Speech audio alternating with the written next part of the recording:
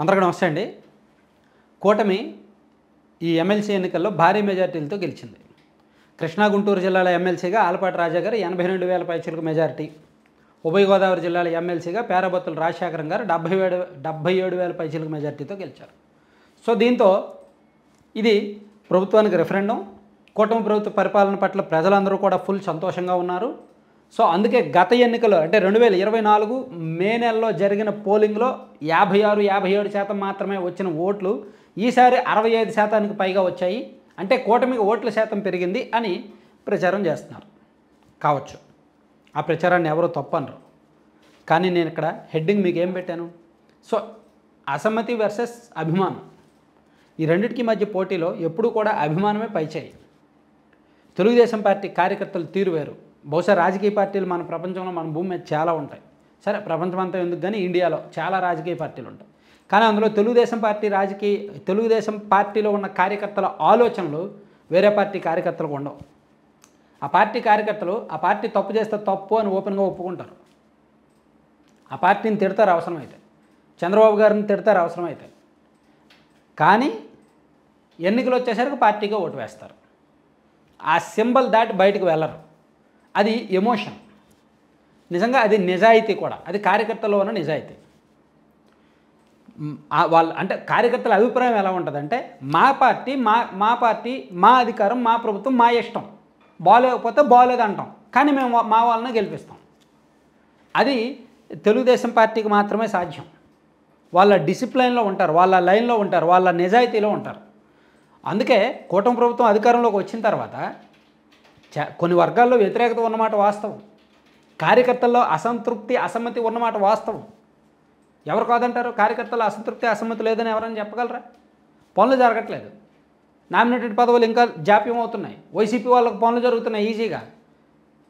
చాలా పనులు జరిగాయి. ఈనాడు ఆంధ్రజ్యోతిలోనే అనేక వార్తలు వచ్చి, ఇప్పుడు నేను చెప్తే నేనేదో వైసీపీ కోవర్ట్ అని చెప్పి కొంతమంది అంటున్నారు.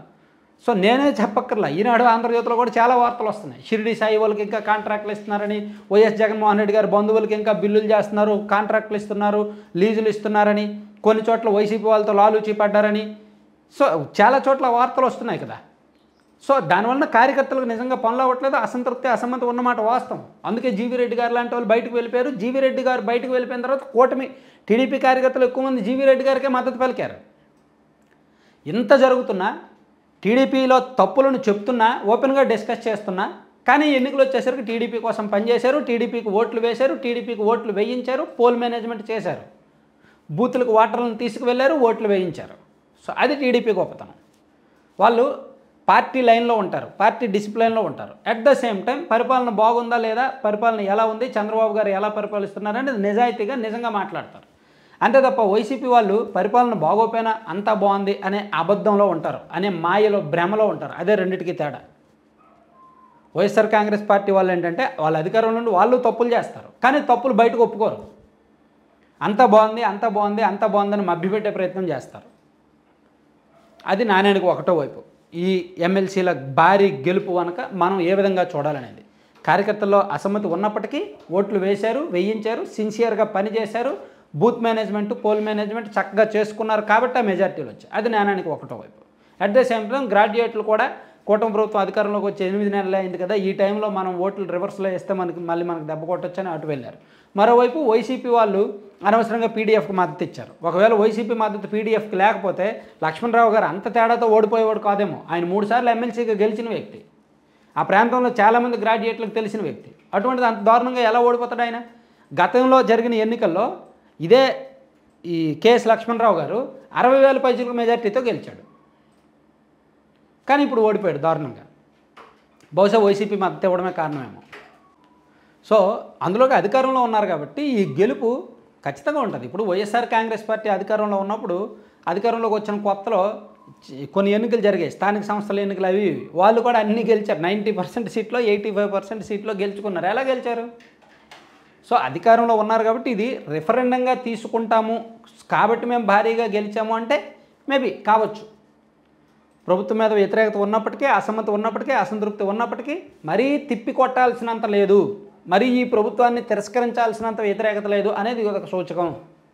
కానీ నేను 100% మాత్రం చెప్తున్నా, గ్రౌండ్ లెవెల్లో అసమ్మతి, అసంతృప్తి ఉన్నమాట వాస్తవం. కానీ అది ప్రభుత్వాన్ని తిరస్కరించినంత ఉండదు, చంద్రబాబు గారిని కాదునుకునేంత ఉండదు, పార్టీని వదులుకునేంత ఉండదు, అలాగని జగన్మోహన్ రెడ్డి గారిని మళ్ళీ ఎంకరేజ్ చేసేంత ఉండదు. జీవితంలో జగన్మోహన్ రెడ్డి గారికి ఓటేరు. ఈవెన్ టీడీపీ వాళ్ళు ఎంత తిట్టుకున్నా వాళ్ళ పార్టీని తిట్టుకుంటారు, వాళ్ళ పార్టీ పట్ల వ్యతిరేకత భావన వ్యక్తం చేస్తారేమో తప్ప అలాగని వైసీపీ వైపు వెళ్ళరు, జగన్మోహన్ రెడ్డి గారి వైపు వెళ్ళరు. పార్టీ కోసమే పనిచేస్తారు. అది ఈ ఎన్నికల్లో ఖచ్చితంగా పక్కాగా ప్రూవ్ అయిందనమాట. సో అది తెలుగుదేశం పార్టీకే సాధ్యం.